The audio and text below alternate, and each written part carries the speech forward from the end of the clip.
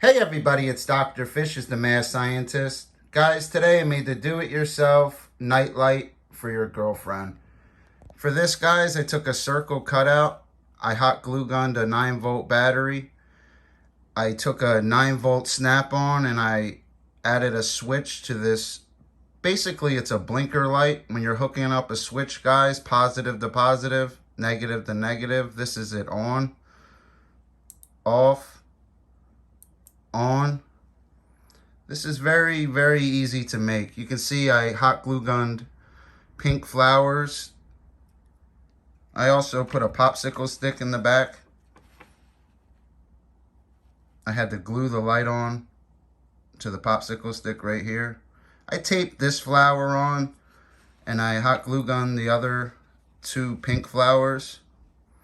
Very cool, guys. That's a do-it-yourself night light for your girlfriend. You can place this right by your bed. Really cool. A lot of people are scared of the dark. I actually don't like the dark either. And that's basically it, guys. Always be original, creative, and explosive. See things that other people don't see. And make cool things just like this.